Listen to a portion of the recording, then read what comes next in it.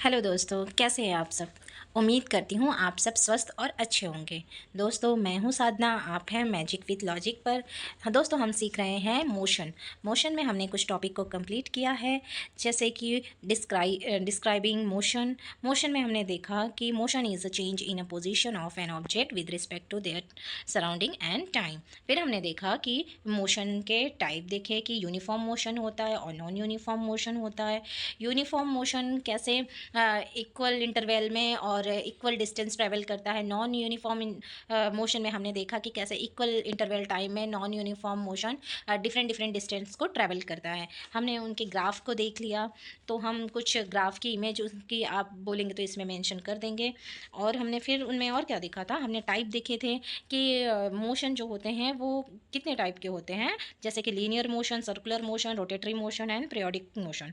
हमने ये देख चुके हैं। अब हम देखने जा रहे हैं measuring the rate of motion. Measuring the rate of motion क्या है, देखो अगर हमने मोशन को समझ लिया है कि मोशन क्या है, डिस्प्लेसमेंट ऑफ ऑब्जेक्ट, तो अगर ये डिस्प्लेसमेंट ऑफ ऑब्जेक्ट कंटिन्यूअस हो रहा है तो ये आ जाता है एक स्पीड में, हम एक रेट के साथ में इसमें मोशन हो रहा है, ठीक है।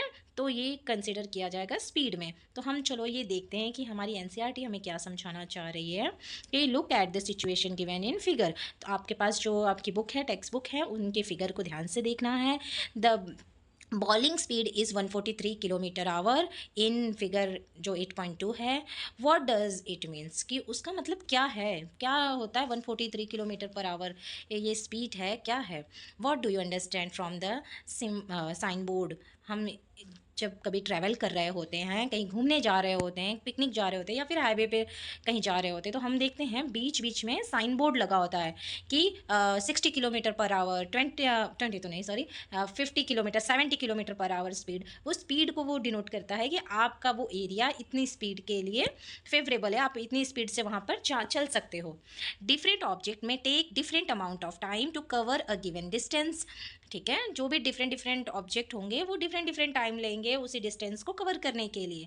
सम of them move fast and some more slowly, कुछ तो मूव करेंगे फास्ट, कुछ मूव करेंगे स्लोली।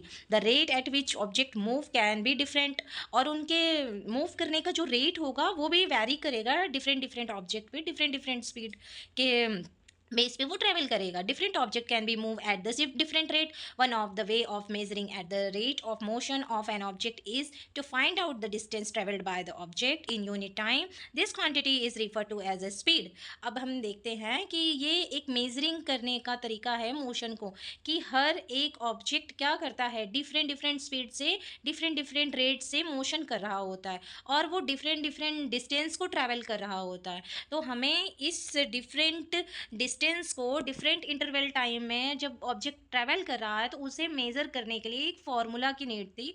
तो उस फार्मूला को हम कंप्लीट करते हैं। देखो कैसे करते हैं कि this quantity is refer to as a speed. अगर हम कहीं तेज कहीं स्लो, कहीं तेज कहीं स्लो ऐसे ट्रैवल कर रहे हैं और उसके अकॉर्डिंग सेम इंटरवल टाइम लग रहा है, हम जैसे कहीं मार्केट से अगर गुजर रहे हैं तो हम आधे घंटे के अंदर उस मार्केट से बहुत धीरे धीमे धीमे धीमे क्रॉस करेंगे उस मार्केट को।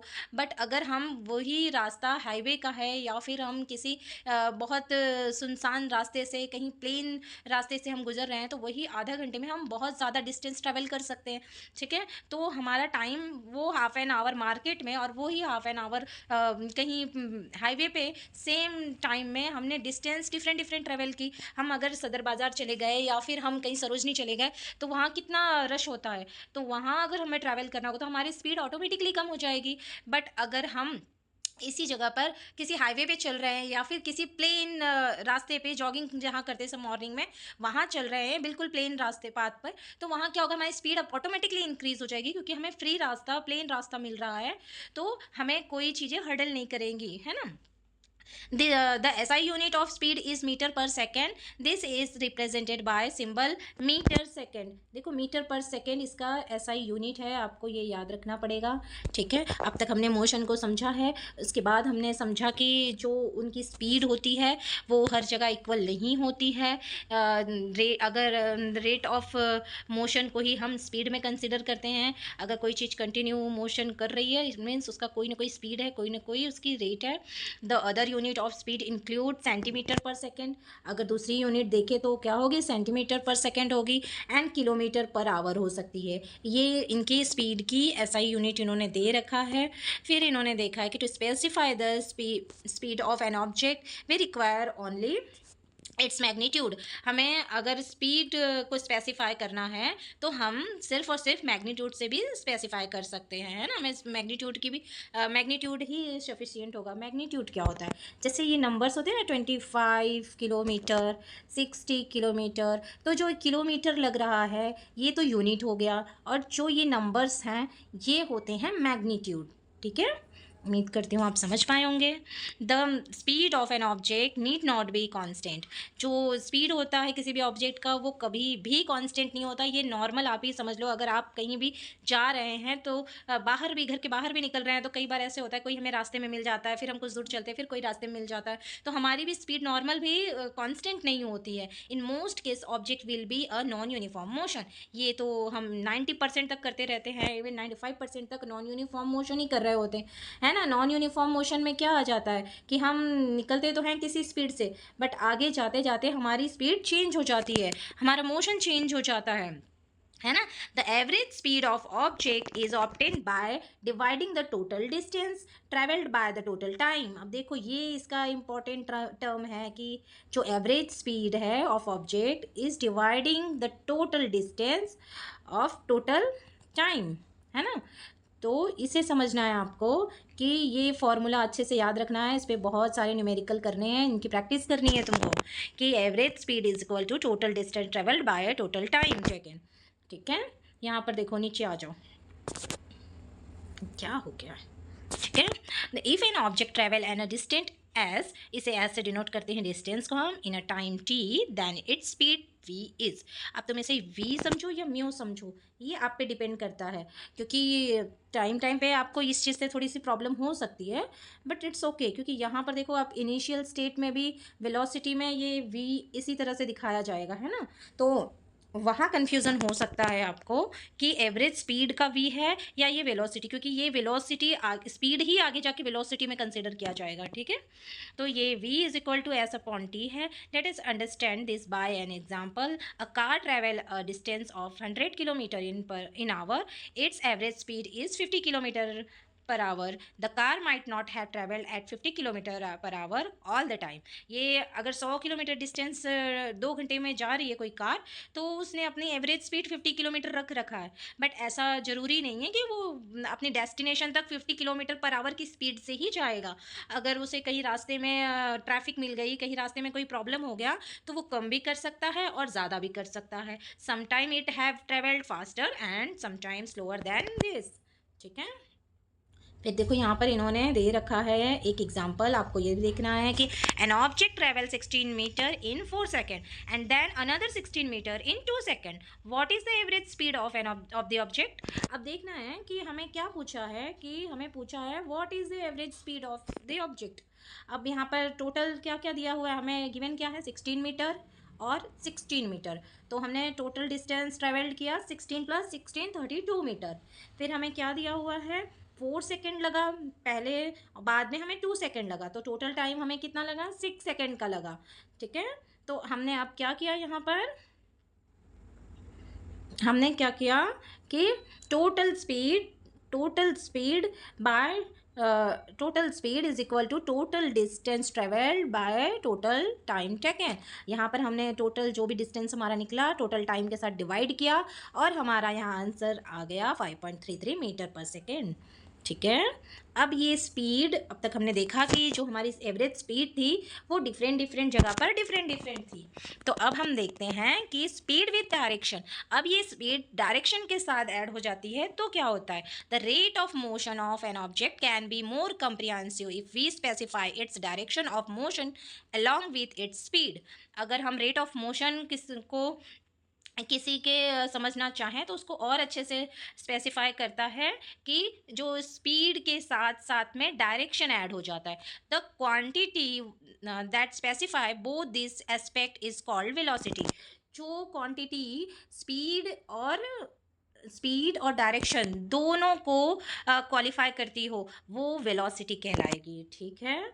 अब velocity is the speed of an object moving in a definite direction. इन्होंने क्या बता रखा है कि velocity is the speed of object moving in a definite direction. अब कोई भी वेलोसिटी है किसी डेफिनेट डायरेक्शन में ही मूव कर रही होगी, तो velocity of an object can B क्या होता है, अन यूनिफॉर्म और वेरिएबल। सॉरी, ये मैं अभी देख रही हूँ कहाँ पर बोल कहाँ रही हूँ, ठीक है। हाँ, तो velocity is the speed of an object moving in different direction. The velocity of an object can be uniform और variable।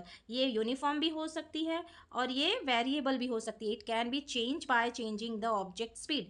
और ये क्या करती है, चेंज करती है, जैसे जैसे ऑब्जेक्ट की स्पीड चेंज हो सकती है। अगर हम घर से निकल रहे हैं तो वहाँ पर कुछ दूर तो हमारी यूनिफॉर्म रहती है स्पीड, मतलब हम जिस स्पीड से यहाँ से स्टार्ट किए कुछ दूर तो हम इतनी स्पीड से ट्रैवल करेंगे, है ना। लेकिन कुछ दूर के बाद अगर हमें हाईवे मिल गया या फिर हमें मार्केट मिल गया तो वहाँ हमारी स्पीड क्या होगी, चेंज हो जाएगी, वहाँ हमारा डायरेक्शन चेंज हो जाएगा। द डायरेक्शन मोशन और बोथ, उसका डायरेक्शन और मोशन दोनों भी चेंज हो जाएगा।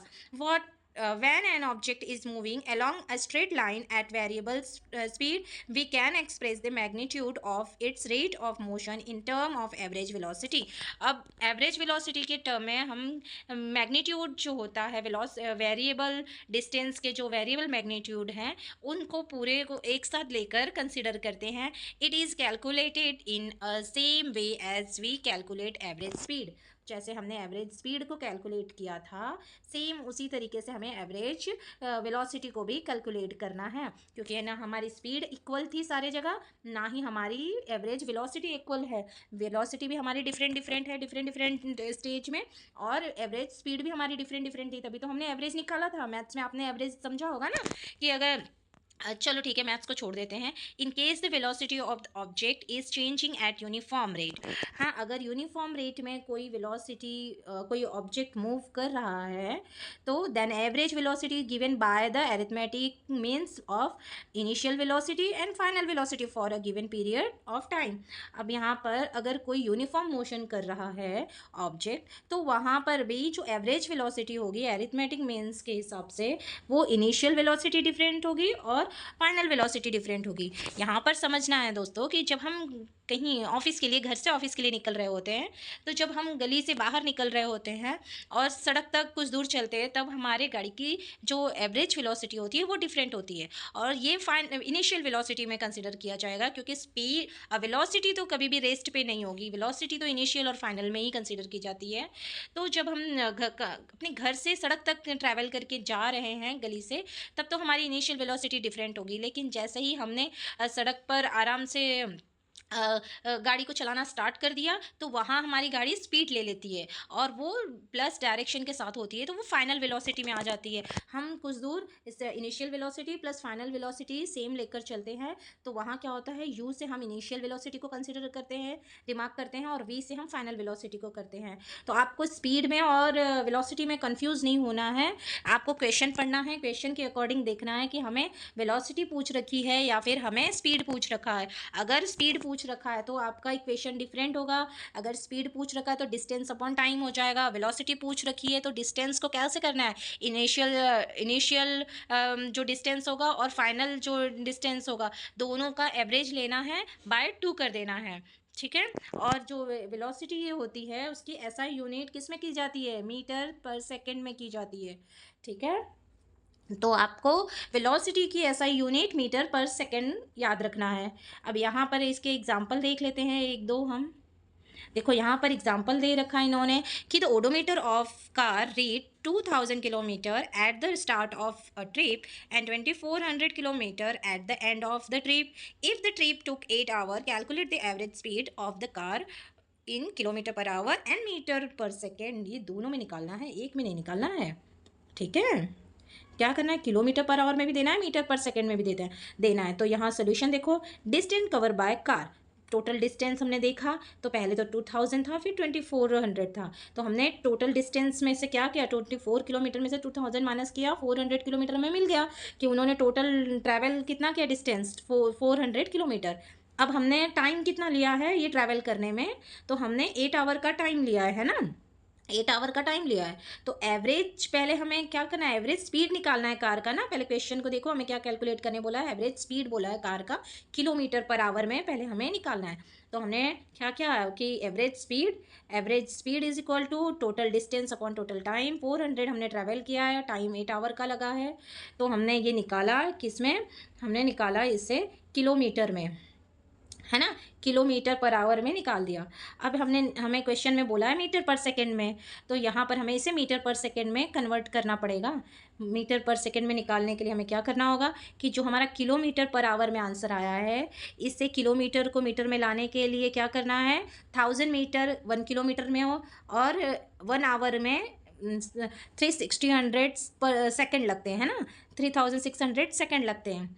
तो इनको आपको यहाँ पर थोड़ी सी अपनी मैथमेटिक लगानी होगी। अगर आपको मैथ्स नहीं आता ज़्यादा अच्छे से, तो आप कैलकुलेटर की हेल्प ले सकते हो और इसको सॉल्व कर सकते हो। तो यहाँ आपका आंसर निकल कर आ जाएगा मीटर पर सेकंड में 13.9 मीटर पर सेकंड।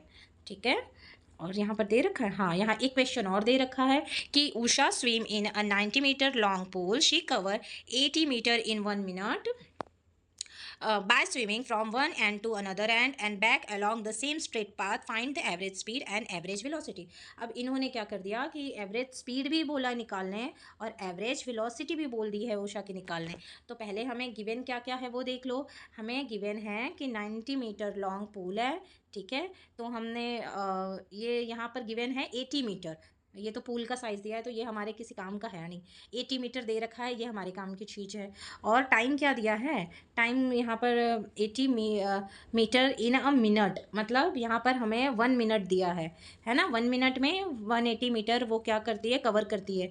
तो टोटल डिस्टेंस हमें 1 मिनट में कितना मिला है, 180 मीटर। डिस्प्लेसमेंट ऑफ उषा कितना ट्रैवल की है 1 मिनट में, अभी तो उसने कुछ भी नहीं किया डिस्प्लेसमेंट, है ना। उसने तो डायरेक्ट फाइनल बता रखा है ना कि 180 मीटर उसने ट्रैवल कर लिया है। तो टोटल डिस्टेंस जो था, इसने तो टोटल 180 किलोमीटर कर लिया है ना। उसका इनिशियल जो डिस्प्लेसमेंट हुआ है शुरू में, डिस्प्लेसमेंट तो यहाँ जीरो रहेगा ना, डिस्प्लेसमेंट तो कुछ भी नहीं हुआ। तो यहाँ पर जहाँ से शुरू किया वो वापस वहीं पर आ गई, तो डिस्प्लेसमेंट कहाँ हुआ, डिस्प्लेसमेंट तब होता ना, मतलब डिस्प्लेसमेंट आपने देखा होगा, डिस्टेंस क्या होता है, ये पॉइंट ए से पॉइंट बी, ये डिस्टेंस हो जाता है। लेकिन ये बता रहा है कि ये डिस्प्लेसमेंट कुछ हुआ ही नहीं है इसमें, कि वो गई और स्विम किया उसने और वो वापस आ गई। तो उसने जाने में और वापस आने में टोटल उसने 180 लगा दिए, है ना। टोटल उसने जाने में और वापस आने में 180 मीटर ट्रैवल कर लिया। अब 180 मीटर उसने ट्रैवल कर लिया, अगर वो जहाँ से गई वहीं वापस आ गई, तो यहाँ पर डिस्प्लेसमेंट तो कुछ हुआ ही नहीं, है ना। तो अब 180 मीटर अपॉन 1 मिनट कर दिया, total distance cover by total time. अब टोटल डिस्टेंस टोटल टाइम को हमने क्या करना है, मीटर में और मिनट में दिया, इनको मिनट को हमने सेकंड में कन्वर्ट कर देना है, ठीक है। क्योंकि यहाँ मीटर और मिनट का सही वो नहीं लग रहा है ना, किलोमीटर में होता तो एक बार देखते हैं। तो यहाँ पर वैसे सेम होनी चाहिए, जो इनकी क्वांटिटी वो होती है यूनिट, वो सेम होनी चाहिए। तो यहाँ पर क्या आ रहा है, यहाँ 180 को हमने 60 से डिवाइड करना है, तो यहाँ क्या आएगा, 3 metre per second, 3 metre per second. और उन्होंने क्या बोला है कि एवरेज वेलोसिटी निकालनी है। एवरेज वेलोसिटी क्या होती है, डिस्प्लेसमेंट अपॉन टाइम। डिस्प्लेसमेंट तो कुछ हुआ ही नहीं है, ज़ीरो है। और टोटल टाइम कितना है, 60 सेकेंड लगा हुआ है, क्योंकि सेकेंड में ही हम लेंगे। तो इस तरह से हमारा जो वेलोसिटी हो जाए, एवरेज वेलोसिटी, वो तो 0 मीटर पर सेकेंड आएगी, और जो एवरेज स्पीड होगा वो 3 मीटर पर सेकेंड आएगा। Thank you.